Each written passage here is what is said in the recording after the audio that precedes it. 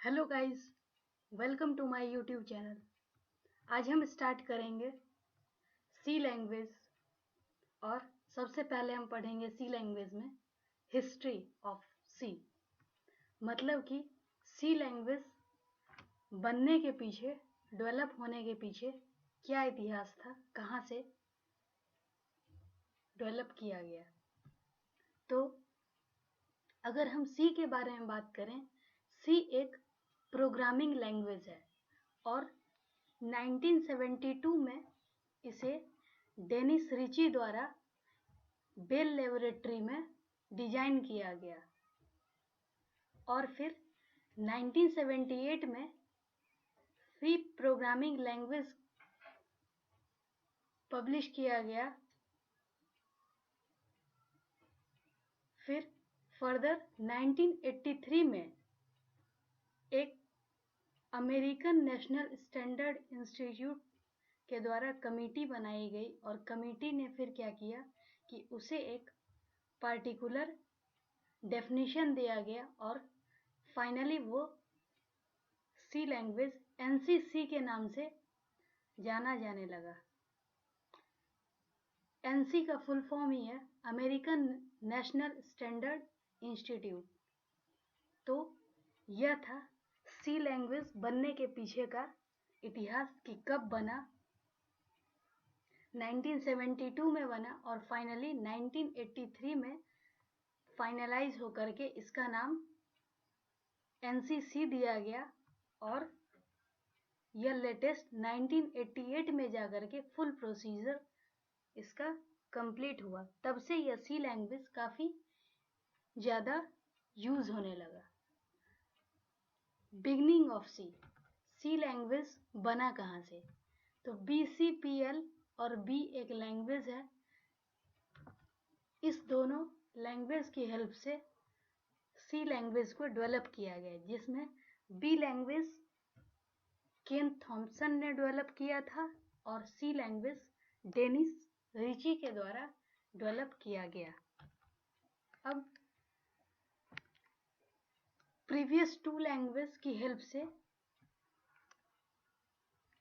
सी का डेवलपमेंट हुआ BCPL और B, जिसमें BCPL का मतलब है basic combined programming language. Initially इसका यूज़ किया गया था खास करके विंडोज़, मतलब कोई सा भी ऑपरेटिंग सिस्टम और कंपाइलर बनाने के लिए BCPL लैंग्वेज का यूज़ किया जाता था और B लैंग्वेज का यूज़ यूनिक्स ऑपरेटिंग सिस्टम बनाने के लिए किया जाता था। तो यही BCPL और B के कॉम्बिनेशन से एक इस तरह का लैंग्वेज बनाने का आइडिया आया दिमाग में और फाइनली सी लैंग्वेज बनाया गया। सी लैंग्वेज डेनिस रिची के द्वारा AT&T बेल लेबोरेटरी में बनाया गया, जो कि USA में है और 1972 में बनाया गया।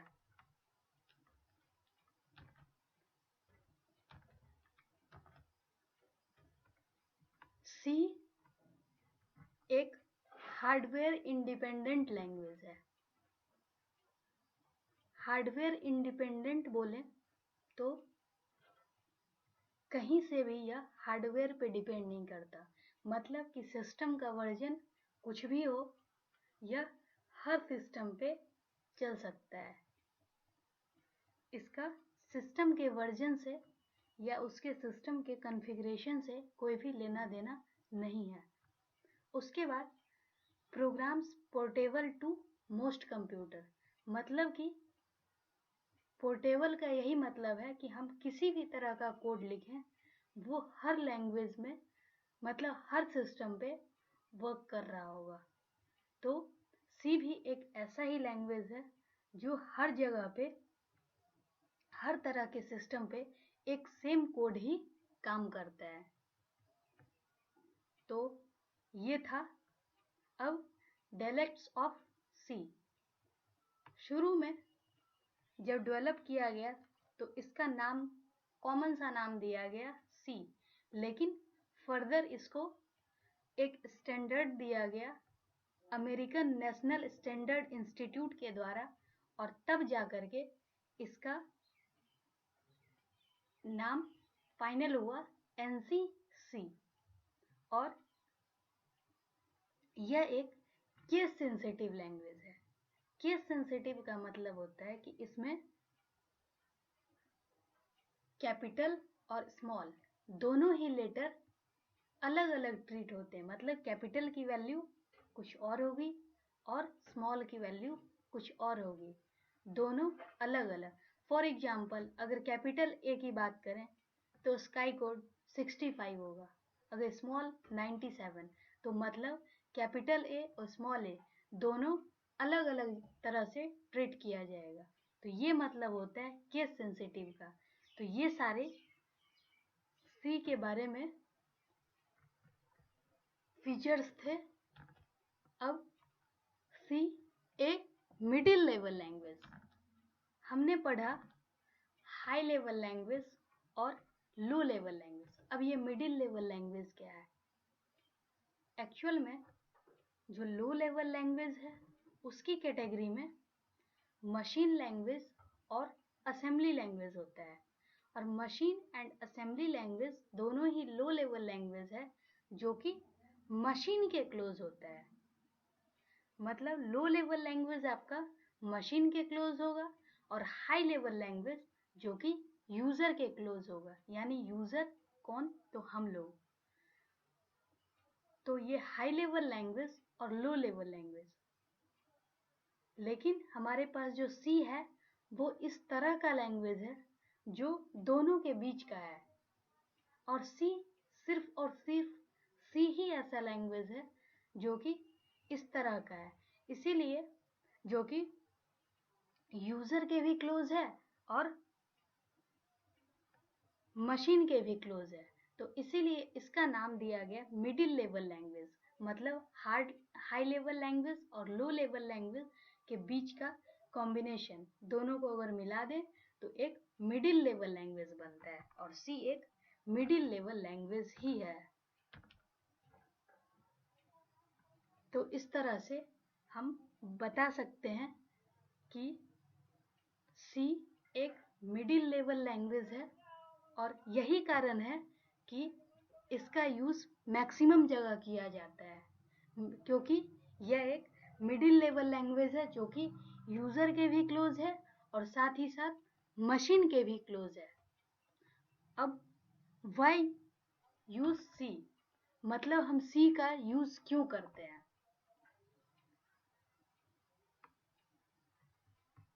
सी का फीचर, सबसे मेन फीचर है कि हम अगर असेंबली लैंग्वेज में कोई प्रोग्राम को लिखें तो उसकी जो प्रोसेसिंग होगी, उसका जो एग्जीक्यूशन होगा वो स्लो होगा। और अगर हम सी लैंग्वेज में लिखें तो एग्जीक्यूशन फास्ट होगा। मतलब असेंबली लैंग्वेज के कंपैरिजन में जो सी लैंग्वेज है उसमें अगर हम कोड लिखें तो वो फास्टर रिजल्ट देगा। तो इसलिए यही कारण है कि हम सी लैंग्वेज का यूज करते हैं। अब some examples of the use of C might be, क्या क्या इसके यूज हो सकते हैं वो यूज यहाँ पे लिखा हुआ है। अब जैसे ऑपरेटिंग सिस्टम है, ऑपरेटिंग सिस्टम बोले तो विंडोज हो गया, विंडोज में भी डिफरेंट वर्जन है, जैसे 2000, विंडोज 7, ये सभी ऑपरेटिंग सिस्टम है। तो ऑपरेटिंग सिस्टम बनाने के लिए सी लैंग्वेज का यूज किया जाता है। उसके बाद लैंग्वेज कंपाइलर। लैंग्वेज कंपाइलर मतलब कि जो कंपाइलर हाई लेवल लैंग्वेज को लो लेवल लैंग्वेज में चेंज करता है। तो ये लैंग्वेज कंपाइलर, इसका भी डिजाइन सी में ही किया जाता है। असेंबलर, जो कि असेंबली लैंग्वेज से मशीन लैंग्वेज में ट्रांसलेट करता है, इसका भी डिजाइन सी लैंग्वेज के थ्रू ही होता है। टेक्स्ट एडिटर लाइक नोटपैड वगैरह हो गया, तो ये सब। प्रिंट स्पूलर, प्रिंटिंग के लिए जो हम यूज करते हैं। नेटवर्क ड्राइवर, नेटवर्क ड्राइवर जैसे अगर हमें नेट यूज करना है तो नेट यूज करने के लिए डिफरेंट टाइप का ड्राइवर चाहिए होता है। तो इस सब तरह का मॉडर्न प्रोग्राम हो गए, डेटाबेस हो गया कि डेटा का कलेक्शन करने के लिए, लैंग्वेज इंटरप्रेटर जो कि हाई लेवल लैंग्वेज से लो लेवल लैंग्वेज में कन्वर्ट करता है और उसका जो रिजल्ट होता है मतलब कन्वर्जन होता है वो लाइन बाय लाइन होता है। यूटिलिटीज, नेक्स्ट यूटिलिटीज मतलब कि कुछ अदर सॉफ्टवेयर वगैरह जो यूज होते हैं वो सब सी में डिजाइन किया जाता है। तो ये कुछ एग्जाम्पल है जहाँ पर हम सी लैंग्वेज का यूज कर सकते हैं। तो यही इसका रीजन था कि हम सी लैंग्वेज का यूज क्यों करते हैं और अगर करते हैं तो कहाँ कहाँ करते हैं। तो ये हमने पढ़ा। अब why C still useful? C useful क्यों है? C क्यों यूजफुल है? तो उसका हम रीजन देखते हैं। C provides efficiency, high performance and high quality. मतलब कि इफिशियंट है, काफ़ी फास्ट होता है, परफॉर्मेंस हाई है, क्वालिटी यानी कि हम इजली इसको समझ सकते हैं। तो इस तरह से ये फीचर हैं। उसके फ्लेक्सिबिलिटी एंड पावर मतलब कि हम किसी भी तरह से उसमें एक ही कोड को दूसरे जगह भी हम यूज़ कर सकते हैं, कभी कोड को हम कॉपी पेस्ट भी कर सकते हैं। तो ये सारा उसका अपना फीचर है। उसके बाद ये क्या है कि हमारे पास काफ़ी सारे हाई लेवल और लो लेवल लैंग्वेज थे, बट ये एक मिडिल लेवल लैंग्वेज है जो कि इसका सबसे मेन एडवांटेज है। उसके बाद stability and small size code, इसका जो कोडिंग होता है वो काफ़ी स्मॉल होता है और स्टेबल होते हैं। मतलब कि काफ़ी ऐसा नहीं है कि हर बार अलग अलग तरह का code, final code result generate किया, तो ये चीज़ नहीं है। अगर हम जिस पार्टिकुलर चीज़ के लिए बनाते हैं तो वही उसी तरह का फाइनल रिजल्ट हमें जनरेट करके देता है। Provide, next point, provide functionality through rich set of function library. मतलब इसमें क्या है कि हमारे पास काफ़ी सारे फंक्शन पहले से बने हुए हैं, बहुत सारे लाइब्रेरीज हैं जो प्री डिफाइंड फंक्शन को स्टोर करके रखता है। तो ये सारे बेनिफिट्स हैं। Last, a gateway for other professional language like C, C plus plus to Java. कहने का मतलब कि सबसे स्टार्टिंग में अगर हम कोई लैंग्वेज सीखें तो इस तरह का लैंग्वेज में सबसे पहले हम सी सीखते हैं। अगर सी सीखें तो फिर हमारे लिए सी प्लस प्लस सीखना आसान हो जाता है, और जब सी प्लस प्लस पढ़ते हैं तो फिर जावा लैंग्वेज पढ़ना उससे भी ज़्यादा आसान हो जाता है। तो हम एक सीक्वेंस फॉलो अगर करें तो काफ़ी अच्छे से हम किसी भी लैंग्वेज को समझ सकते हैं। तो ये कुछ फीचर्स थे जिसके लिए सी आज भी काफ़ी ज़्यादा उपयोगी साबित होता है। हमने ऑलरेडी पढ़ा हुआ है कि हम सी का यूज़ कहाँ कहाँ करते हैं। तो system software like compiler, editor, embedded system, मतलब यहाँ सी का यूज़ होता है। सी का यूज़ किसके लिए होता है? तो डाटा कंप्रेशन के लिए, ग्राफिक्स में, और computational geometry, other utility programme, ये सब में सी का यूज़ होता है। फिर सी का यूज़ डेटाबेस में, ऑपरेटिंग सिस्टम, डिवाइस ड्राइवर या सिस्टम लेवल रूटीन को कंट्रोल करने के लिए सी का हम यूज़ करते हैं। सी का बहुत सारा यूज़ है। हम बहुत जगह देखें तो हम सी का यूज़ करते हैं। अब अगर हम कुछ भी चीज़ डेवलप करना चाहें, मतलब कि कोई पार्टिकुलर सॉफ्टवेयर डेवलप करना चाहें, तो उसके क्या क्या स्टेप होते हैं वो हम देखते हैं। अब जैसे फॉर एग्जांपल अगर हम किसी भी चीज़ को डिज़ाइन करते हैं तो डिज़ाइन करने के लिए हमारे पास क्या क्या स्टेप्स फॉलो करना होगा, क्या स्टेप्स होंगे जिसको हम फॉलो करके कोई भी तरह का डिज़ाइन कर सकते हैं, सॉफ्टवेयर हो या कोई एप्लीकेशन हो। तो उसके लिए सबसे पहला स्टेप होता है रिक्वायरमेंट स्पेसिफिकेशन। अब जैसे हम अगर सॉफ्टवेयर बनाएं तो हमें पता होना चाहिए कि हमें आखिर उस सॉफ्टवेयर का काम किस तरह से करवाना है, उसके अंदर क्या क्या फीचर होने चाहिए। उसके बाद उसको हम एनालाइज करेंगे कि हम किस तरह से उस फीचर को जनरेट कर सकते हैं, किस तरह से बना सकते हैं। थर्ड पॉइंट है डिजाइन। फिर हमें क्या करना होगा, जो हमने प्लानिंग करी है, प्लानिंग करने के बाद हमें उस हिसाब से एल्गोरिदम डेवलप करना होगा। एल्गोरिदम डेवलप करने के बाद वो क्या होगा, एक तरह से एक फ्रेमवर्क बन जाएगा जिसके हिसाब से हमें कोडिंग करनी है। तो डिजाइनिंग के बाद फोर्थ स्टेप हमारे पास होता है इम्प्लीमेंटेशन का। अब इम्प्लीमेंटेशन का मतलब होता है कि हम कोड को लिखें। तो सी लैंग्वेज में लिखने के लिए हमारे पास डिफरेंट तरह के सिंटैक्स फॉलो करने होते हैं, जिसका कि सिंटैक्स फॉलो करके हम कोडिंग कर सकते हैं। और कोडिंग के बाद लास्ट में फिर क्या है, वेरिफिकेशन एंड टेस्टिंग। मतलब कि हमें चेक करना है कि जो हमने बनाया वो क्या प्रॉपर वर्क कर रहा है या नहीं। अगर प्रॉपर वर्क कर रहा होगा तो बहुत अच्छी बात है, अगर नहीं कर रहा होगा तो हम उस एरर को रिमूव करेंगे ताकि हमारा जो प्रोग्राम है, जो एप्लीकेशन है, वो प्रॉपर वर्क करे। और इसी एरर रिमूविंग प्रोसेस को हम बोलते हैं डिबगिंग। तो ये सॉफ्टवेयर डेवलपमेंट मेथड्स होते हैं कि हम किस तरह से सॉफ्टवेयर को डेवलप कर सकते हैं। सॉफ्टवेयर डेवलप करने के लिए हमें क्या क्या स्टेप्स फॉलो करने होंगे। अब नेक्स्ट है डेवलपमेंट विथ सी। अगर हमें सी में कोई भी प्रोग्राम करना हो, सी में काम करना हो, तो उसके लिए क्या क्या स्टेप होगा। तो इस तरह से डेवलपमेंट के बारे में हमें देखना है। डेवलपमेंट के लिए 4 स्टेज होता है। सबसे पहला एडिटिंग, दूसरा प्री प्रोसेसिंग, कंपाइलिंग, तीसरा और चौथा लिंकिंग। ये 4 स्टेज होता है।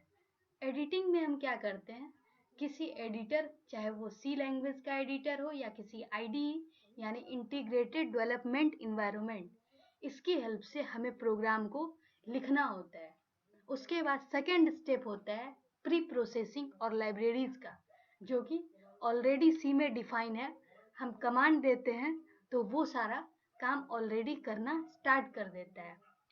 फिर थर्ड लैंग्वेज है, थर्ड स्टेज है कंपाइलिंग का, जो कि कंपाइलर का काम होता है कि उसको सोर्स कोड से ऑब्जेक्ट कोड में कन्वर्ट करना।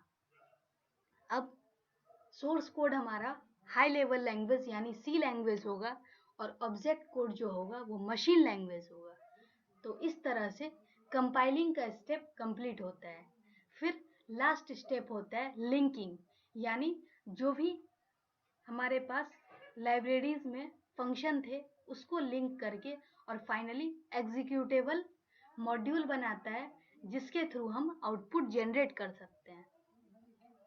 तो ये इस तरह से 4 स्टेप होता है जिसकी हेल्प से हम सी लैंग्वेज में डेवलपमेंट कर सकते हैं।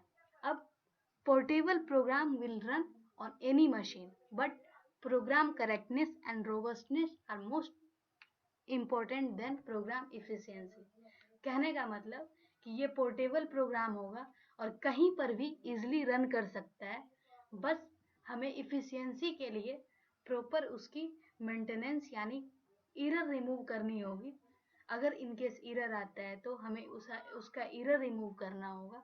तो ये कुछ स्टेप्स हैं जिसकी हेल्प से हम सी लैंग्वेज में कोई भी प्रोग्राम डेवलप कर सकते हैं। तो ये है कुछ तरीका। और तो थैंक यू, आज के लिए इतना ही। अब हम नेक्स्ट पार्ट में अगली क्लास में पढ़ेंगे। Thank you.